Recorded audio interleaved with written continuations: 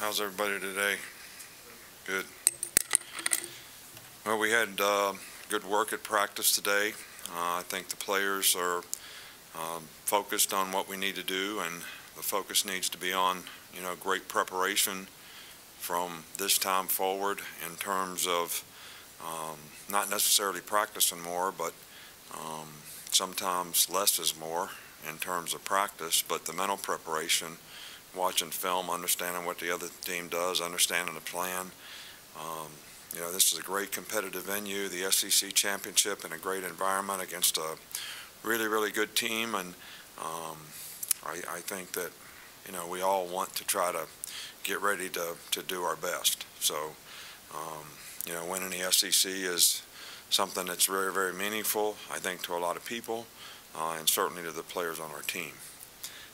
Before you ask me about Terrell Lewis, this is just the next phase of his rehab.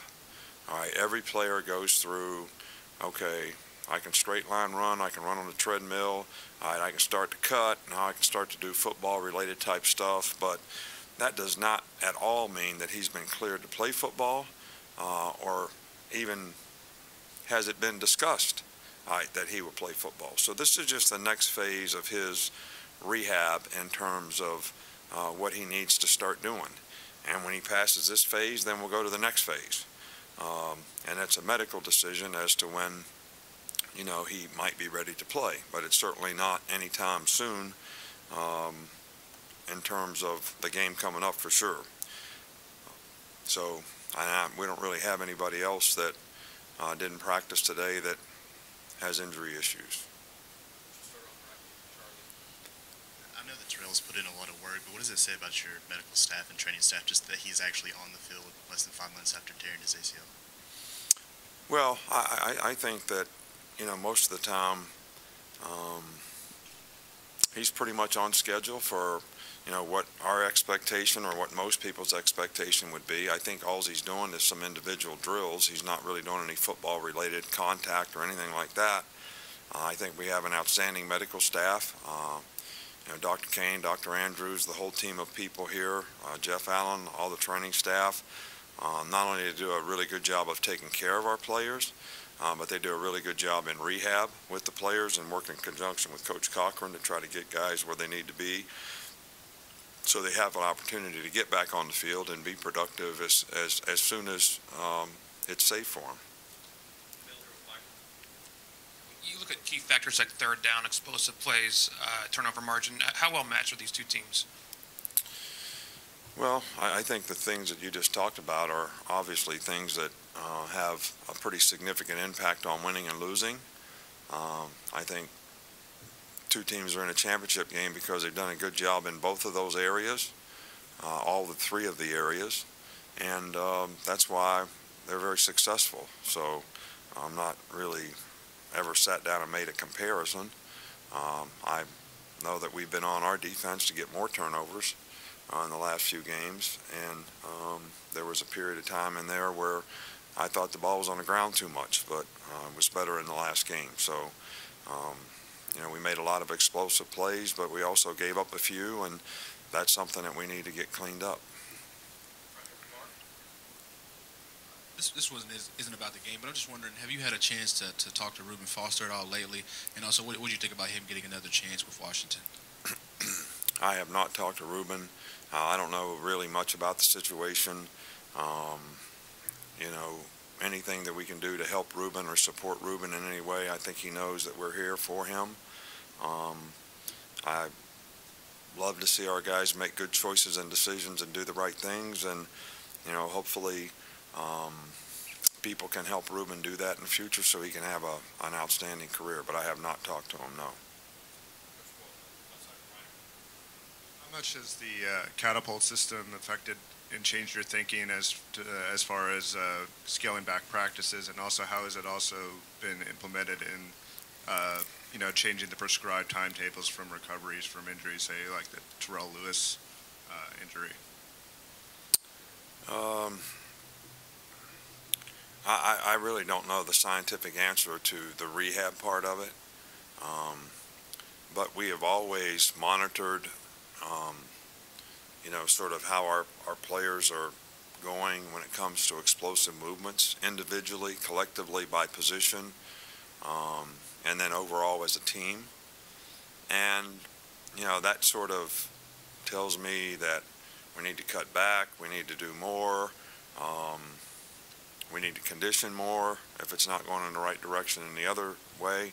So, we do use that information to try to figure out how can we adapt the workload to get the players as ready physically and mentally to play the game. I think sometimes at this point in the year, players probably get as much mentally tired, and I know people don't think that that's possible, that your brain can get tired, but I do think that it gets a little harder sometimes for you to focus on what's happening in a meeting, what a new game plan is, what the other team does. So there's also that aspect to it too, where you have to keep yourself fresh, because sometimes what you think, the longest becomes the strongest, and you got to choose to do the things you need to do to be able to be at your best. What have you seen from Keaton Anderson during his time here? Just kind of taking on a selfless role, and then how confident are you that he could be able to step in at safety this week? Well, he did a nice job for us in the last game when he had to go in the game, and Keaton's one of those guys that he's a great student. He's a tremendous character, really good person, good leader. He's been a core special teams guy for us for several years now, and just continue to work and work and work to where he's in a position now where he has a chance to be successful playing the safety position, which I thought he did a good job in the last game, and I think he's capable of doing a good job in the game coming up as well. Yeah, we've seen some moments on the sidelines between you and Tua. This last game you went in for a fist bump and he gave you a hug. Moments like that. How much do you credit the lightness, the fun this team seems to be having with his personality out there, just what he does on the field? Well, you love to see the players have fun, and I know that they're pretty serious a lot of the time in terms of what they need to do to play at a high level. I don't think that you can't be focused and have a certain amount of mental intensity to be able to play and compete at this level, but at the same time, you should get excited and have fun when you make good plays, as well as we share disappointments when we make bad plays. So I think that's part of being a team. Being on a team is a lot like being in a family. Sometimes things go well in your family and everybody's happy, and sometimes things can happen that aren't so good, and you all got to kind of persevere together. So that's pretty much. But look, when some of your best players on your team are really good guys, that always makes for good team chemistry. During the broadcast on Saturday, Gary Danielson mentioned that he talked with you about the subject of quarterback transfers in general and Jalen Hurts in particular. I was wondering if that was a subject that had come up with you and Jalen or not. No, it really hasn't. We're all kind of focusing on this game, I think Jalen's focused on the game. I'm focused on the game. I don't think anybody's thinking about that much right now, and I don't think we'll be thinking about it a whole lot until we get finished playing. Jalen's been a real positive influence on the team this year.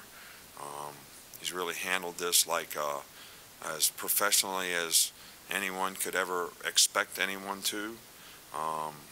He's embraced the role that he has, and I think he's improved because of it. And I think whatever happens in the future, that's going to benefit him. Thank you.